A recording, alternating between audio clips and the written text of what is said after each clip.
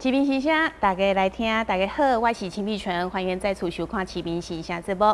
伫台湾的食品界呢，拥有真悬的知名度，而且拥有非常稳固的这个老品牌，咱台南老品牌东城酱油，创立至今已经超过1甲子，是使真侪人非常怀念的一个台南的好滋味。今仔日咱市民时声节目啊，特别邀请到东城酱油第3代的企业家到咱节目当中。那么，伊呢，同时嘛是早春文创食堂的执行长，以及呢杨宇阳工作室的执行总监。现在就让我们欢迎郑文祥，欢迎你。各位观众、主持人，大家好。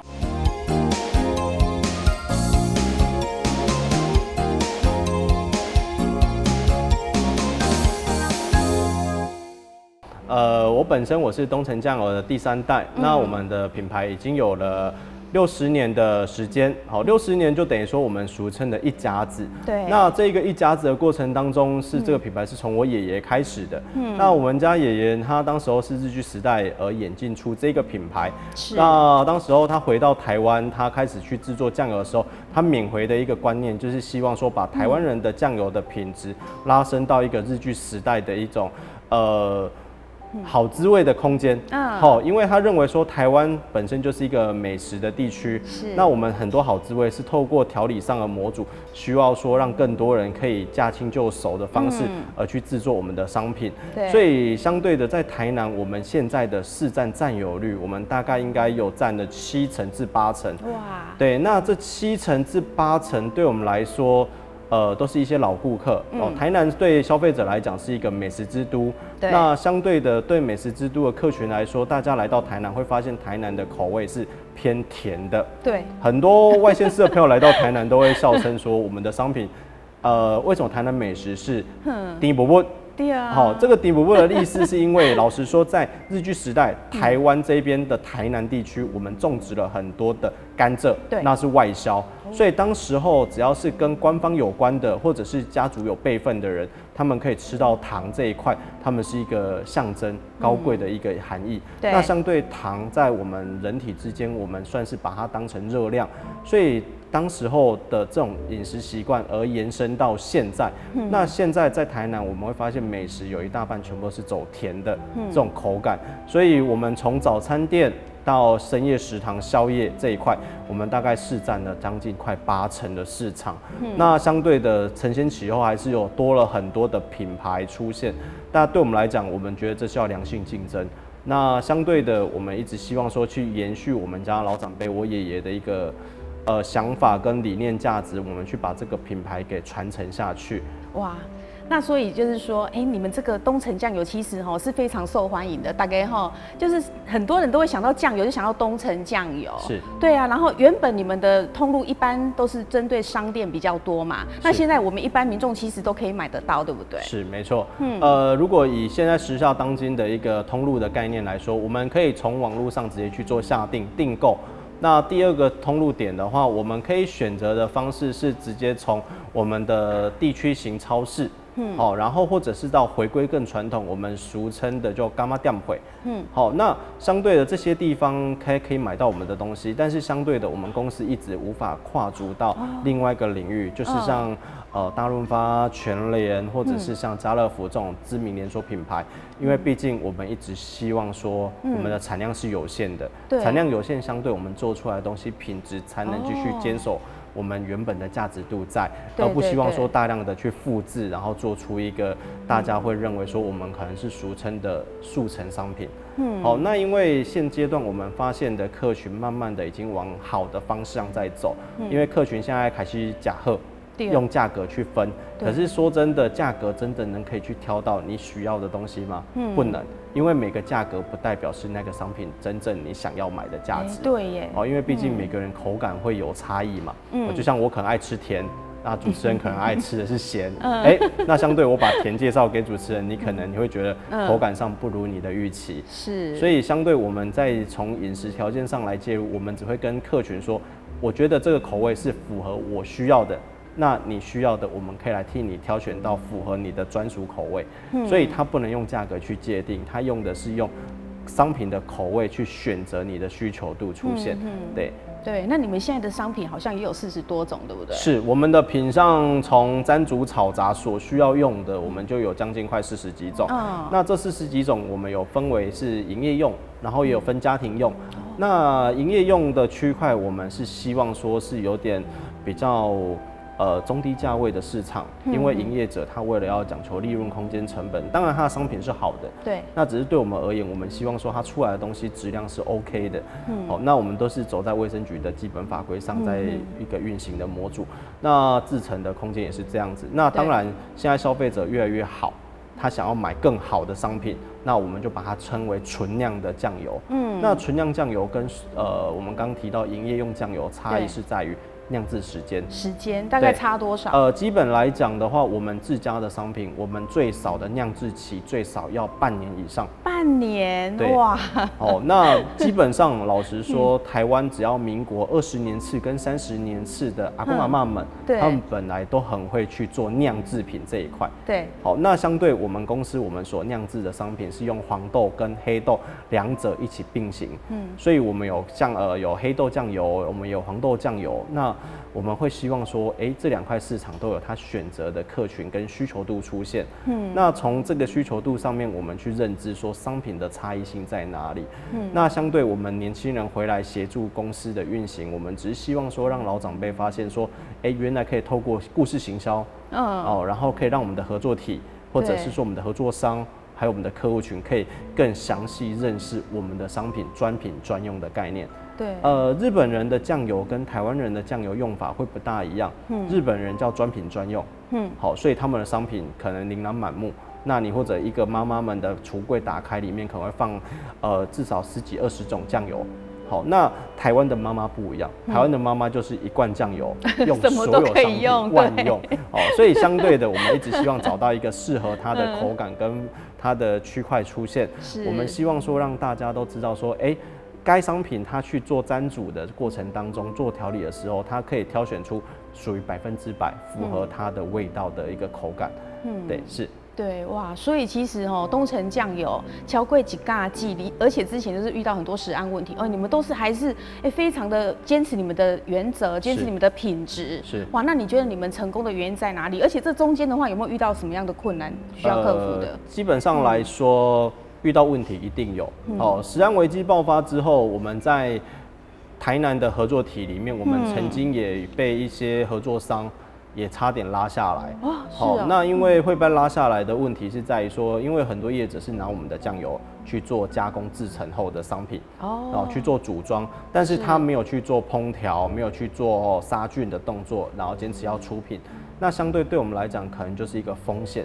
那实际上我们在把商品卖给消费者过程当中，或者卖给合作体厂商之前，我们都会先告知他如何再去做调理跟烹调。我们不希望说你只是把商品 A 加 B 直接变成 C 你的商品，这对我们来讲，这是会一个极大化的风险管理。对，所以相对当时候食安危机爆发之后，很多消费者都会认知说，我就是被开钱，被上贵的，愈贵愈好。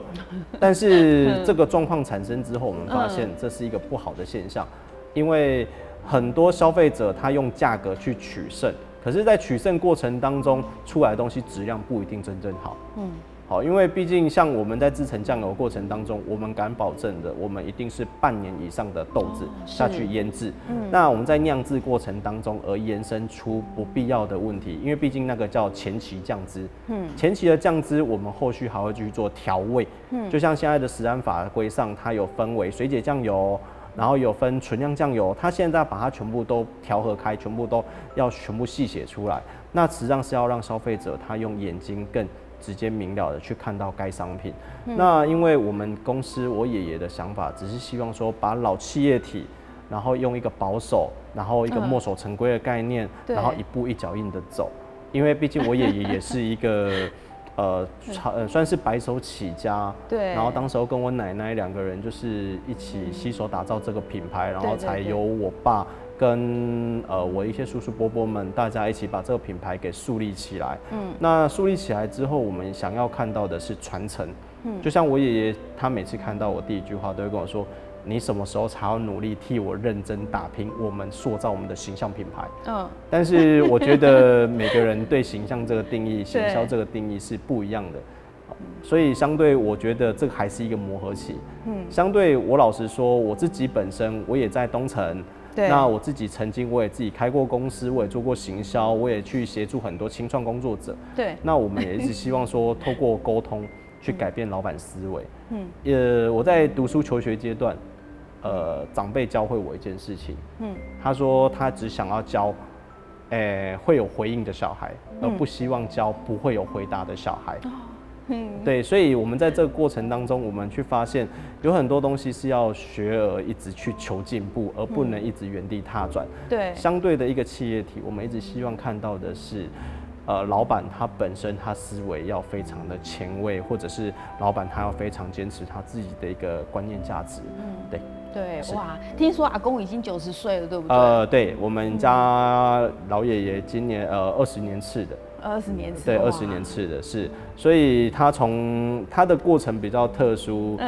他是从日据时代，被人家俗称被人家带去日本当囡仔兵，南洋的这囡仔兵，然后后来战败之后，日军战败，然后回到台湾，他协助我们另外一个备公，一起在贩售商品，就酱油这一个商品。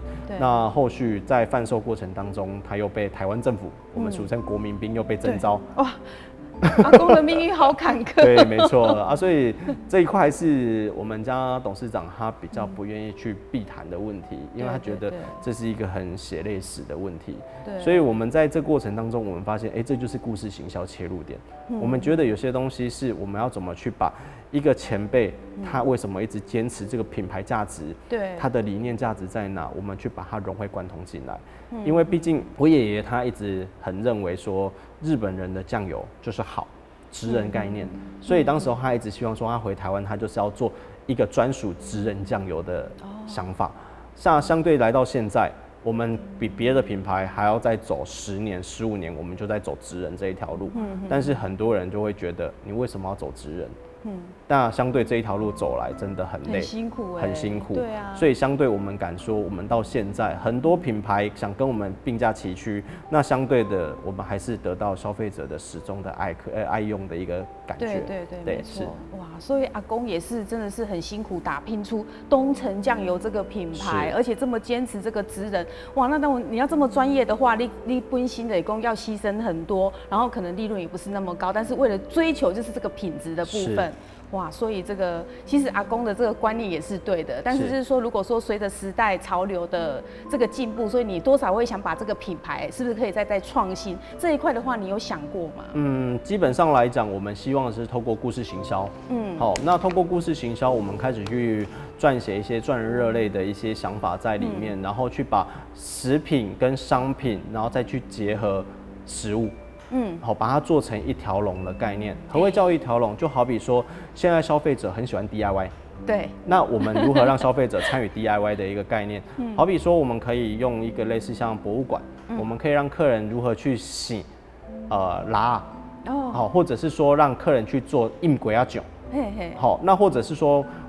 一般的妈妈都很喜欢去在小朋友面前想要展现自己的手艺，那她想要展现自己制作的茶叶蛋，好，那相对我们就可以开始往这一条路去协助，等于说我可以卖你好的蛋，卖你好的酱油，跟卖你好的酱包，然后教你这一个 set 回去 DIY 制作，哇，哦，那这些是行销的观念，可是，在爷爷的想法之下，他认为。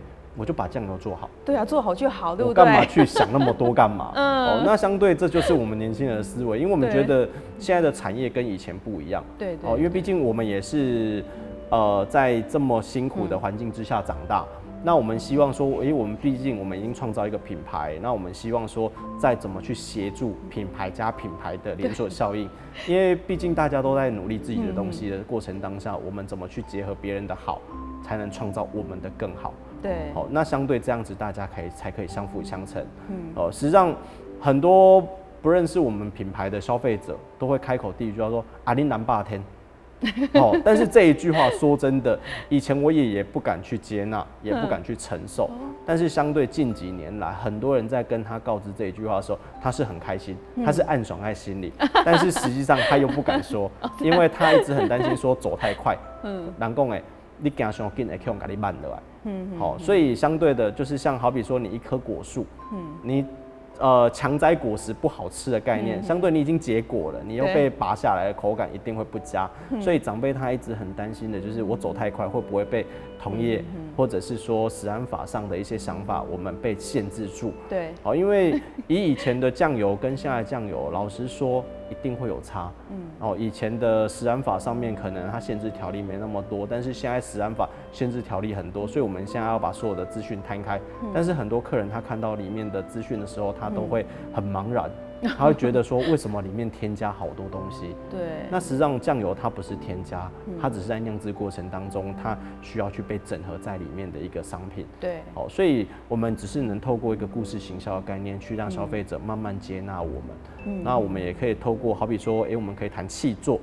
我们好比说台湾本身我们就是一个物产帝国，我们可以希望说从食品上如何去做切入，我们也可以去替酱油去做生产履历。对，可是对我爷爷来讲，他就觉得生产履历是什么？对，所以可能不太清楚，对他也不了解，他也不懂什么叫契作，他觉得说我就跟人家买豆子嘛。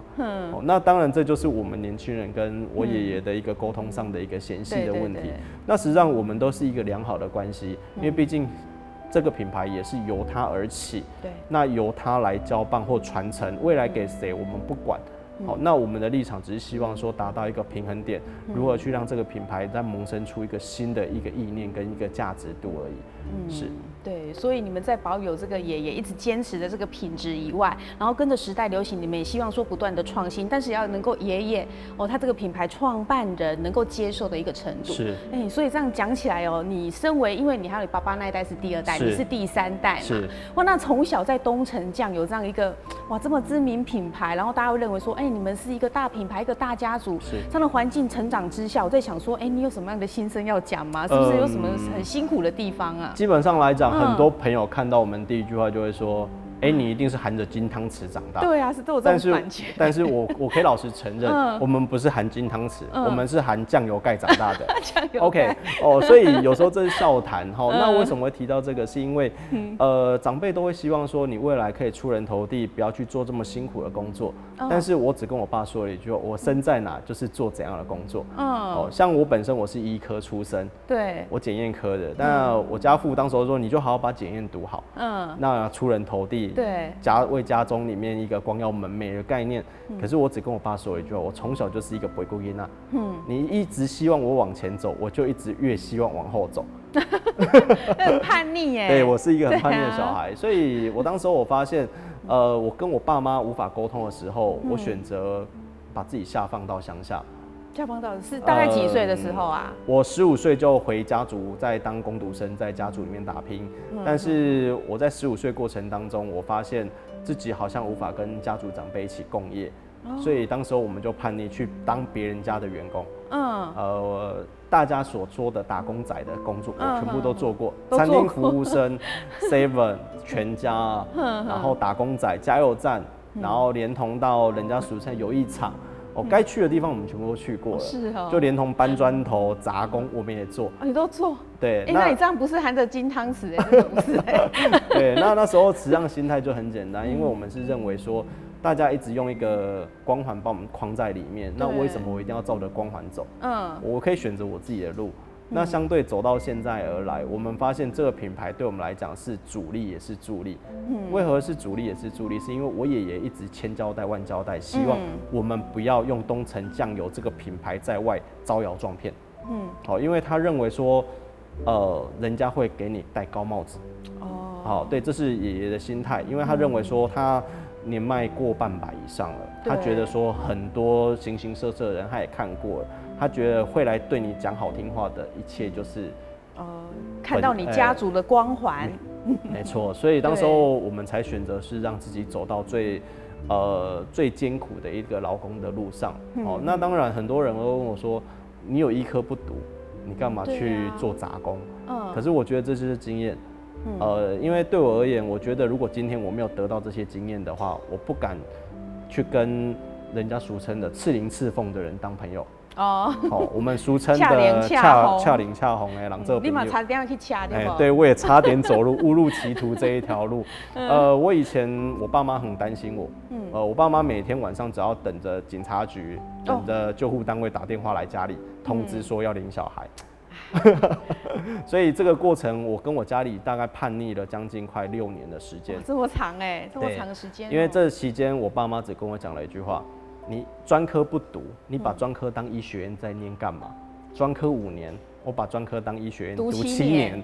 对，然后以前看到老师就是不喜欢老师，就是叛逆。你后来当老师对，我后来当了老师，讨厌老师。我讨厌老师，然后对学生、对老师一点贡献都没有。但是没有人想得到，我8年后，对，我又自己从事了教学产业。哇，其实这样子，你这样子一个大转变，到底是什么原因让你有这样的转变？我在转换期间过程，我3年发生4次重大交通意外，我的命是捡回来的。对，因为那时候我住在加护病房，前后住了快将近1个月的时间。所以是在生死关头让你有这个觉悟。没错。所以一次比一次严重，所以我家父当时候只跟我讲一句话说：“你拜托你不要再发生事情了，好不好？”那相对的，当时候的体悟就觉得说，家父已经有这样子一个切身之痛了。我觉得如果我今天再执迷不悟，对，然后再让他们担心，好像有点背道而驰。对，那我选择说回来协助他们。对，所以当时候我爷爷也是一个令下，希望说我家父回到他身边。那我家父说：“那我要回去，你要不要回来帮忙？”所以当时我才选择说好，那我们就放下成见，那我们回来协助一个企业体跟品牌去运行这样子。那在这个过程当中，当然有苦也有甜。那甜的事情是因为长辈他传承了很多想法给我们。那苦的地方是因为很多员工会认为我们是空降部队。对，因为他们会认为说，你是医科的，你又不懂行销，所以当时候会踏上老师这一条路，也是从行销而切入。因为当时候很多人会觉得，你专科好好读就好，你可以读2技，那为什么要再去插大学，再重修？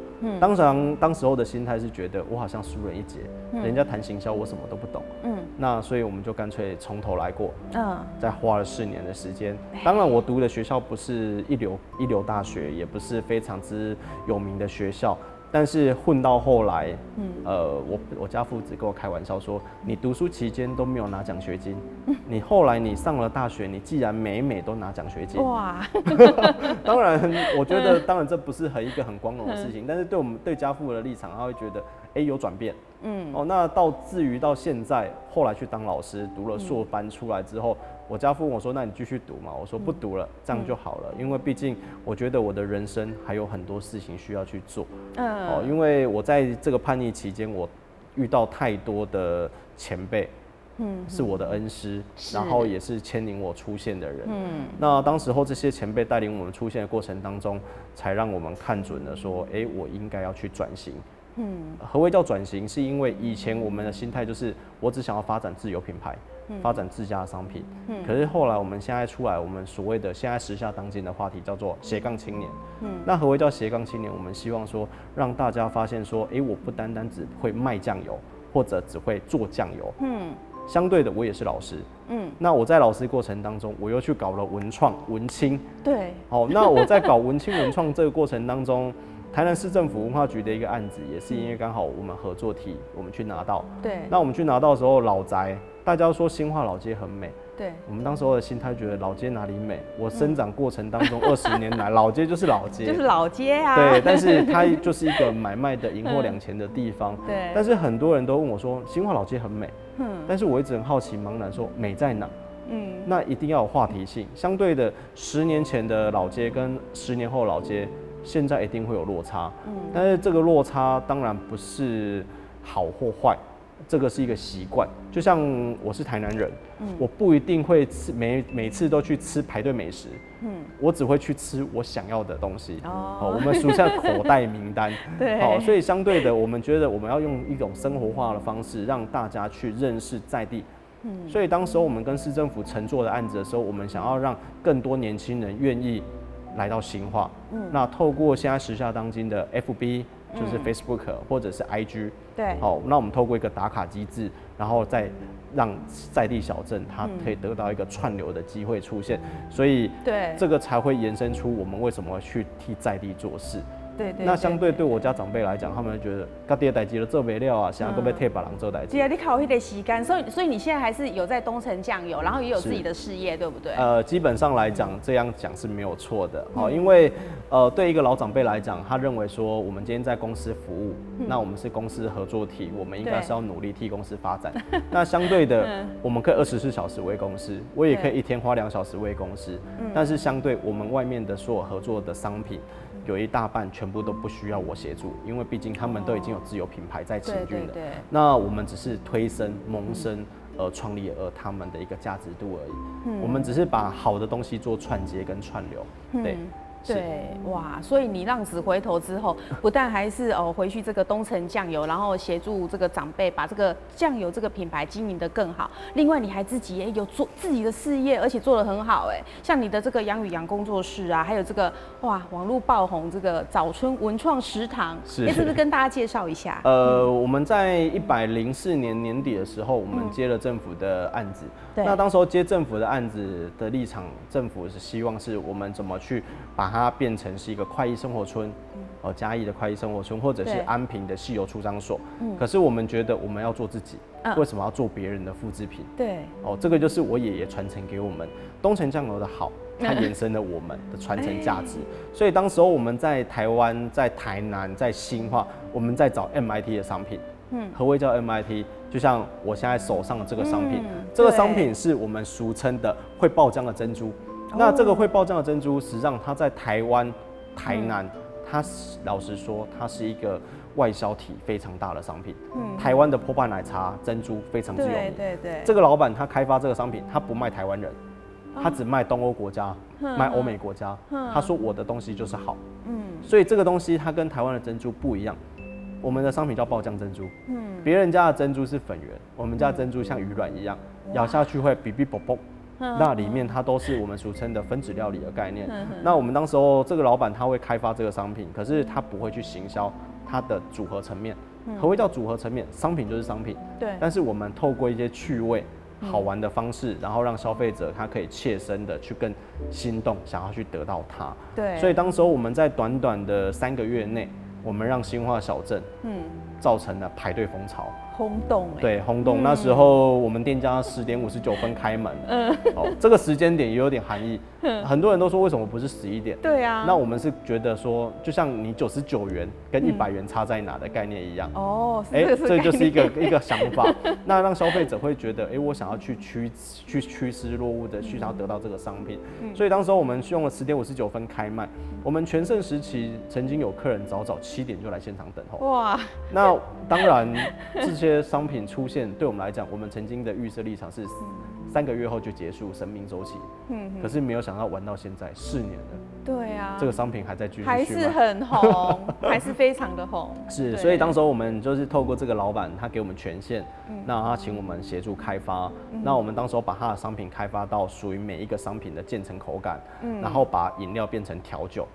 我们的饮料当时候被人家美誉成饮料界的星巴克。对，星巴克很贵。对啊。那老实说，我们当时候我们也把它当成星巴克的想法在操作。何谓叫星巴克的想法操作？就是商品就是商品，但是我们今天怎么把商品变成作品？商品是有价的，作品是无价的。假设说今天这个客人是女朋友想要的东西，那男朋友来花钱的时候，男朋友就会把它当成作品。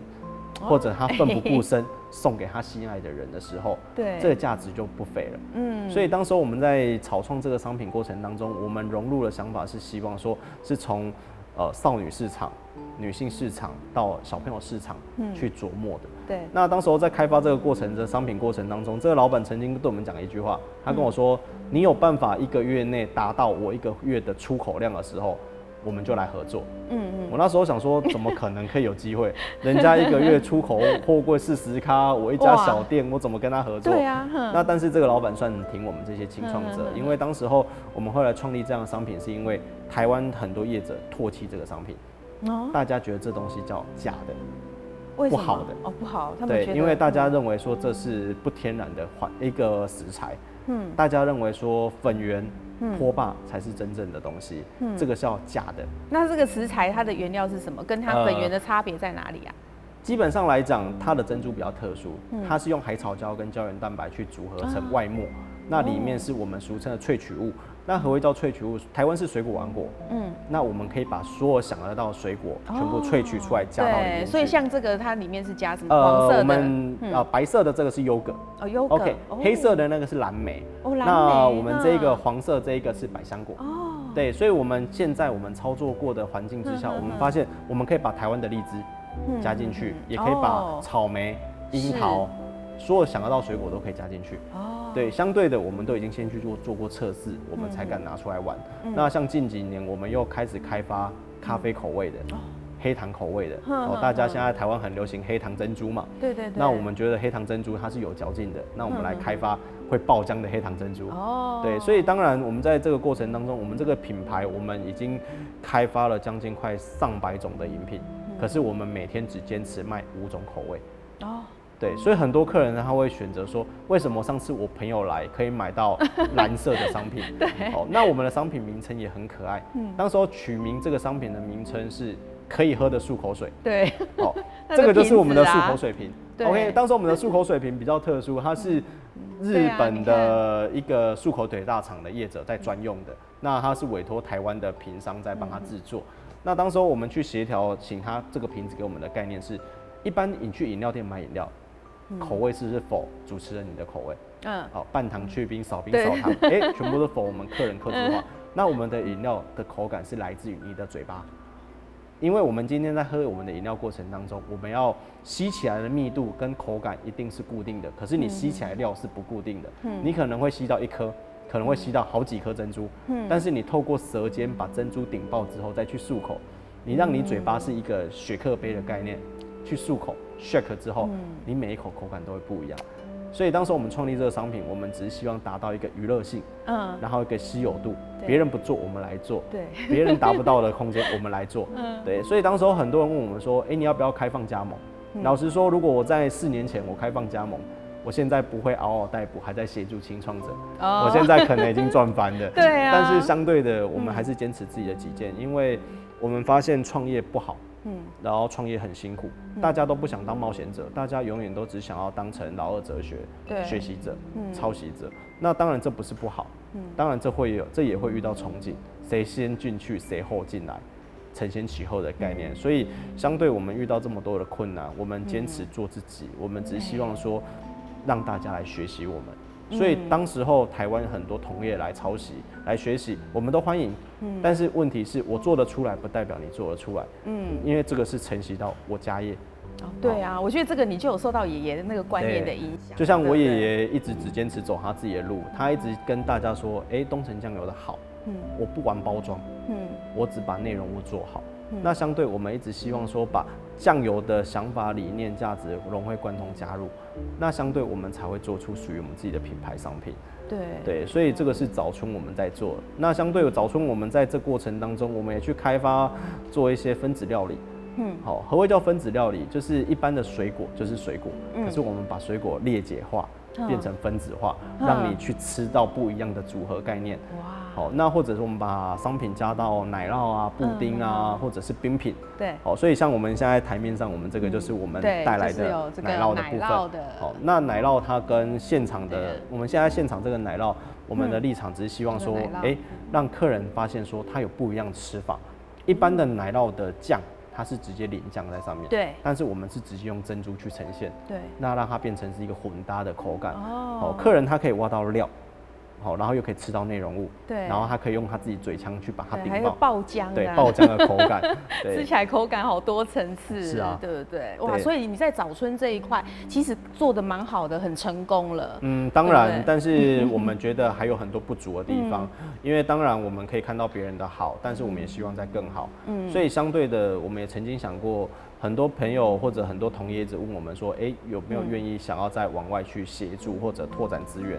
可是对我们来讲，我们觉得现在这样子的方式，对我们来讲已经是达到一个饱和的区块，因为毕竟消费者是喜新厌旧，然后一个想法，它是很快被日新月异的淘汰掉的。那相对对我们来讲，我们只是希望说继续延展我们的品牌价值度。所以当时候对我们而言，我们也没有想过说我会回到新化，再去老街上，对，然后去做一个这么创新的商品。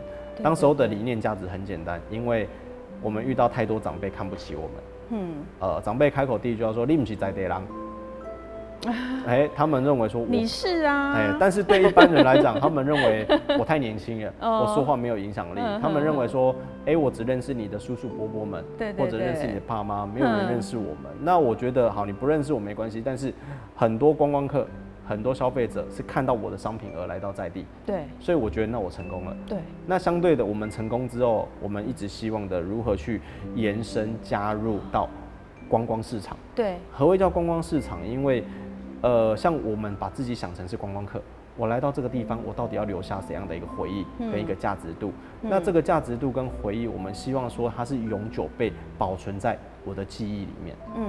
所以当时我们创立这个品牌，融入的这个环境，我们当时候只是想要让更多人去缅怀在心里的感觉。何谓叫缅怀？就像东城酱油已经有一甲子60年，我们当时候也是希望说用这样的一个环节。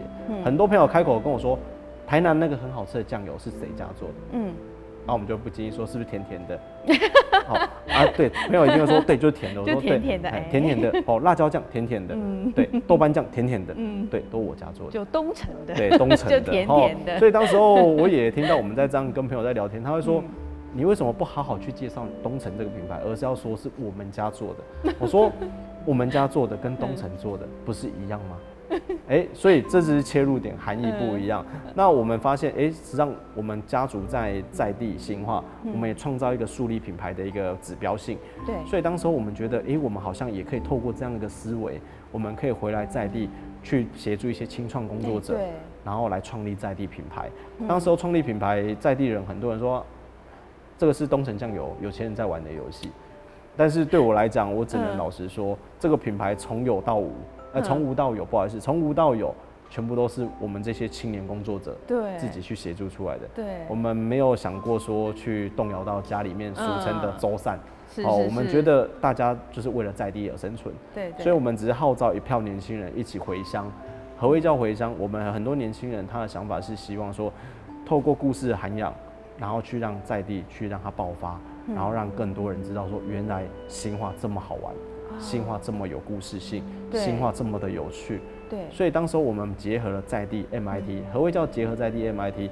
我们有新化在地的业者制作的商品，有我们在地年轻人开发的商品，有我们在地年轻人的骨气跟热血，然后结合了在地文化。对，我们只是希望透过一个反转的概念，然后让更多人愿意下乡回到在地去走动，然后让我们觉得。当然，这个过程非常艰辛，非常的累。对。但是我们只是希望透过一个导游的理念价值，我把好的东西、巷子内的资源，跟在地美食、美味，我们透过一个导游的想法，去融入给每个消费者，而不是走马看花。因为现在消费者他要的是回归，回忆，到底在地是在流行什么？消费者他到底想要得到是什么？我们要站在消费者切入点去知道说，我们可以怎么去协助消费者。对，所以依照我们大家对这个新化老街的印象，想说这是一条老街嘛，然后大家可能很多观光客来参观新化老街，这样去参观。是，但是呢，你们这一群年轻的这个文创的你们愿意去让他有老街有更多的故事，让他其实更有情感，要不然大家老街你行过物件，看吃买买的照啊，一点感觉都没有说原来那就是新化老街。但是你们想要创造出不同的故事，让大家觉得说来到这里是一个很美好的回忆，所以这其中有蛮多店都是你们觉得是不是可以帮他们做一些这个创新的改造，然后结合传统这个部分，是不是也可以跟大家分享一下？对，基本上来讲，新化老街里面我们遇到的一个最大的困难点就是很多都是属于在地老店家。那在地老店家的这些前辈，他们都很会说故事。可是他们不好跟消费者亲近，对，因为他们会让消费者会却步。那当然就是由我们这群年轻人，我们从 Facebook，那或者是从 IG 上，那或者是从部落客上面，我们去做手脚。何谓叫做手脚？我们去帮他们撰写故事。然后撰写故事的时候，消费者就说：原来它也是近100年老店。好，或者是说透过打卡文像的概念，我们可以透过打卡的一个趣味文或者拍照的氛围，我们可以让更多消费者知道说，原来在地有这么多好玩的景点区，所以我们在地有老饼铺，有老米店。那老米店也是由我们这一群年轻工作者的另外一个分支去协助的。对。那我们也是跟屋主第4代的接班人，那我们跟他沟通完，希望说可以让他的老米店里面的老机具可以重新去运行运转。对，听说那老机具已经有100年历史，是。所以当然对我们来讲，我们只是希望说让更多小朋友、更多年轻一辈的，他们可以有生活化的概念。就像连同我自己的小朋友。我小朋友每次都问我说：“爸爸，米怎么着做出来的？”那我们会希望说，用一个切身的方式去让更多人了解。那用这种方式，我们可以去结合到更多的教学意向，那可以让小朋友更了解他原来他吃的商品是如何而来。那相同的，这也是我们公司我爷爷的一个传承理念，因为他认为说商品做了出来，他一定要承先启后。对，所以对我们而言，我们一直在老街上在寻找有相关的故事性。何谓叫有故事性？是希望说老街里面要有青年，也要有老一辈的来说故事，但是我们也要在地人一起来带领我们进入老街区、老巷弄，去走在地人的文化。对，那走在地人文化的过程当中，这样子才是消费者想看见的，这样才会亲近。对，就像很多人都说，来到台湾就是一个很热情的国家。那相对的，我们要再拿出更多的热情，让他看到咱是真卡人来感觉。好，所以当时我们一直用这样的一个涵养。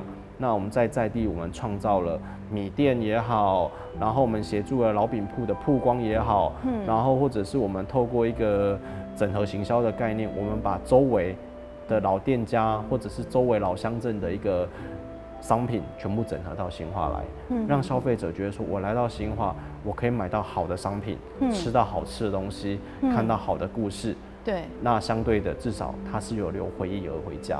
所以当时候我们在新化，我算是第一炮。何谓叫第一炮？因为我用了新创的东西把消费者引流回来。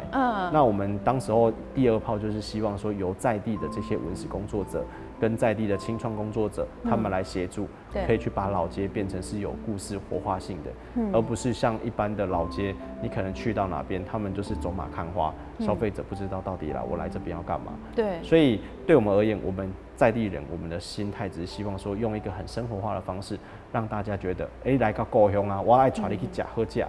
好，就像我们是台南人，很多人都问我说，你有没有美食地图？我说我有美食地图，但是我爱吃的不代表你爱吃。对。所以相对我们只是用一个口吻的方式，然后把好的东西用传承的角色，然后去介绍给更多的消费者。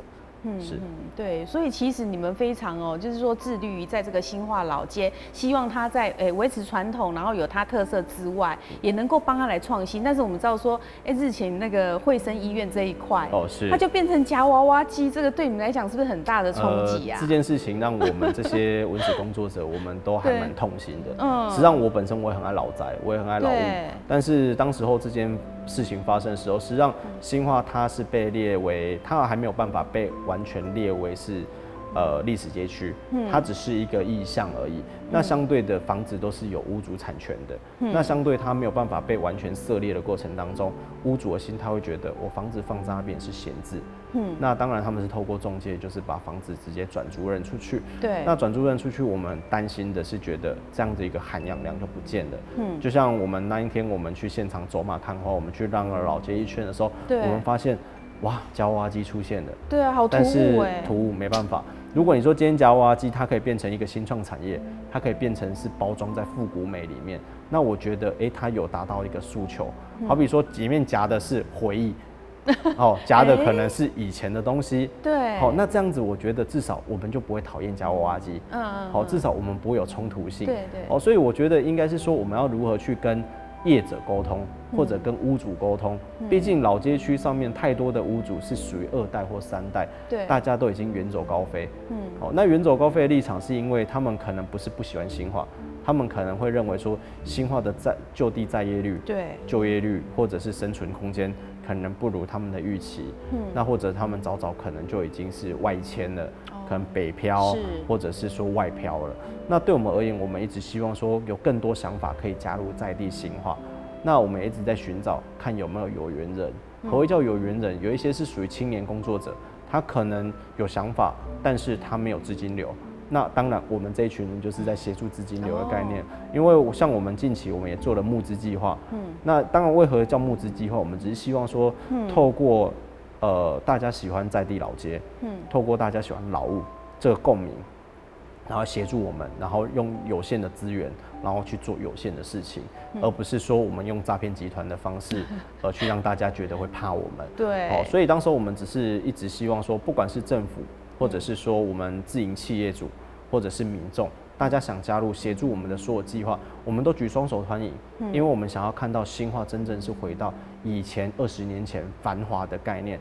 以前我小时候看到新化是非常之盛况，就连同我问我家父或者问我爷爷他们的时候，他们说新化曾几何时有戏院3家戏院，新化以前是重要枢纽。对。可是相对到现在，我们发现很多朋友都说你回到新化是在养老吗？步调变慢了。但是我们认为那个不是养老，那是慢活。但是我们要如何把慢活变成是一个生活形象，让大家觉得我来到这边就是要配合大家的步调。所以这才是咱讲的带蓝狼。我们想要去塑造的一个涵养量在里面。对，那我们刚刚有谈到说，像那个惠生医院变成夹娃娃机，这个新化老街非常的突兀。但是我们有一些那个文创像那个俊酒街庄，这个就是把原本西药房改造的非常好，对不对？跟大家介绍一下。俊酒街庄当时候也是我们这一票年轻工作者，我们的分支团队去协助的一个部分。那徐总干事当时候在创立俊酒街庄的过程，他也是希望说，新化以前周边有9个郡所，当时候取名的含义就是从这边而来。那当时候里面我们所卖的商品就是有玉井的芒果，好，然后还有佐证的一些小物，然后农特产品。对，当时我们把周边的小乡镇的商品全部纳入到这个集散市场的概念。那当时候在纳入过程当中，我们也希望说这个商品是要值得我们去贩售，那值得去介绍给喜欢我们的人，对，而不是说我们把杂牌东西就拿来卖。所以当时候我们结合这个品牌意向的时候，我们发现还蛮多消费者他是认着这个品牌，而来去买这个商品。是，相对的消费者会觉得我送这个商品是有价值的。芒果青、芒果干，或者是说在地物产，大家都会做。可是问题是，你要如何做到一个100%消费者愿意掏钱、掏心掏肺，再去介绍给更多人，这才是达到我们要的一个涵养在里面。对，所以对我们而言，我们那时候我们才去跟屋主沟通，如何去让老西药房变成是一个卖店。对，那我们保有里面当时候老西药房的陈设，那我们在里面卖的是一些回忆，那在里面让大家看到原来新化有这么有特色的文青店家。对，没错，所以这个是对这个新化老街其实是一种加分啦。尤其很多人去那边观光之后说，哇，老街从前面走到后面，让走一走、吃一吃、买一买就没什么了。所以其实你们也是蛮希望说，大家可以往这个巷弄里面去，可以发现很多不一样。像那一天就带我们到这个苏家古厝去，对不对？苏家古厝它现在也是第3代跟第4代合并一起在协助操作他们老宅区。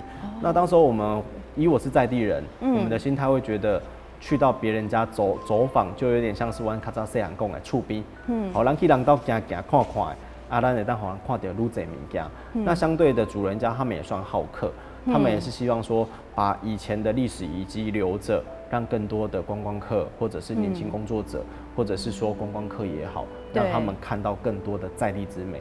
所以当时候他们保留了里面的100年老宅的一个算是装置艺术，对，好，或者是说他们当时候发生过的一些故事，他们全部都呈现出来，所以他们必然一定要去经过修缮，但是这个修缮它没有办法100%全部去复制出来，对啊，所以当时候他就留着以前的故事性在里面，然后让更多人觉得，原来小巷子里面有这么多的故事在里面，咱台南人咱讲的。行啊来拢想喝，对，真的有很多就是你去了以后发现说哇，真的是可以寻宝。是，所以对我们而言，我们会希望说，很多观光客来到在地，或者我们自己的朋友来到在地，他们问我们说，老街走一走就没东西了。对，我说那你有没有去走巷子？我说新化巷子特别多，你每条巷子走过去，可能就会从现代感变成是复古感。每条地方走进去会有完全不一样、截然不同的一个环境出现。我们回来在地，我们发现在地也曾经被部落客介绍为有早餐美食文，也有下午茶美食文，我们都觉得这些东西是我每天会吃的东西，但是为什么会有部落客愿意来撰写这些故事？对，那我们后来才发现，原来我们也可以透过生活化的方式，让更多人知道原来在地人是怎么生活的。那透过生活化的概念，我们可以让消费者知道说，你可以照着我的游戏规则走，那你可以去走我日常在走的生活，对，那这样才能达到一个相辅相成。对对，哇，所以这样听起来就是说，我们有一群年轻人，然后你们愿意去改造我们这个老街，那其实就是说老街很多都是老一辈的，他们的观念其实要改变它蛮难的，所以其实你们在推动过程当中是相当辛苦的，但是我们其实也有看到一些成果在了，所以希望你们继续努力。好，那身为成功企业的第3代，你本身其实事业做得很成功嘛，是不是有什么可以跟我们的观众朋友，还有一些想创业的青年朋友们做个分享？以我的立场，我觉得创业这是一条非常艰辛的冒险之路。那在这一条冒险之路里面，我们觉得有很多资源是你需要一定100%一定要自己去亲手去协助跟去学习的。那在这学习过程当中，你不要觉得是累，跟或者是你觉得叫不必要。因为我曾经也选择了不必要这一条路跟累这一条路，但是我走了很多冤枉路因为我曾经我也肥累过，对，那我觉得这些都是经验，但是相对如果你一步一脚印，就像我爷爷说的，对，一步一脚印的话，你可以看到属于你的未来。那相对这个未来到底是好或不好，说真的，我们都一定要概括去承受，我们要只能去默默的接受它。相对的，我们也没有想过说我后来会回来协助家业，对，所以当时候我的立场只是希望说，我们可以用更多的资源，然后用我们的经验值，然后来给观众大家一些想法，说创业不是不好，创业是好，但是创业的这个过程当中，你如何步步维艰，就应该说脚步要放得非常之慢，才能走到属于你想要去的地方。因为毕竟台湾有很多创业者，他想一步登天。那在这一步登天过程当中，他有时候会一失足的千古恨，所以相对很多年轻人都说我去加盟别人的品牌，加盟不是不好，合作体不是不好，那相对就像很多前辈都会说，卖甲人做合购做行李，做行李还卖，朋友拢做不行。那相对的，我身边很多案例，连我自己也曾经跟人家合资过或者合伙过，那我觉得没有什么叫好不好，毕竟路是自己选的。我们要自己去承担跟承受，对，就像人家广告上面写的，买基金，基金有说明书，它没有稳赚稳赔的，所以相对我们来讲，我们觉得这当然是一个过程。那你可以透过少数的一些资金流，或者是透过少数的经验值，然后去把自己好的商品去呈现，或者是说把好的意念传达给需要的消费者，这才能达到一个100%的一个传达一个价值度。所以这回归本意都是，老实说，这些都是以前我们在我们家族企业体长辈传承给我们的一个算是家训。因为长辈一直希望说，我们可以透过口耳相传，然后可以让更多人知道原来我们的商品好在哪，就连同到我们的商品一样，透过消费者帮我打卡、帮我宣传，而达到我的效益。所以相对的，我们遇到很多消费者都一直问说，行销怎么做？我说行销没有怎么做。只要你敢开口，你都不怕客人不见，你也不怕你找不到客人。对，是。哇，所以呢，我们可以了解到说，一个企业要这么成功绝对有它成功的地方。那我们今天呢，文祥来到现场，我们听到他的故事之后，发现说，很多人误以为说他含着金汤匙出生，结果他是含着酱油瓶盖啊，对不对？然后他也曾经叛逆过，但是身为呢这个成功企业的第3代，他后来浪子回头，然后回来呢，除了说协助自己的东城酱油呢，可以把它越来越发展以外，自己又做了这么成功的很多的事业。所以这一点呢，真的是可以值得我们观众朋友好好来学习。今天再一次呢，感谢我们东城酱油第3代企业家来到节目当中，谢谢你，谢谢主持人，谢谢大家，谢谢。好，那我们也感谢观众朋友的收看，启明旗下这波底下各集短了，咱再会。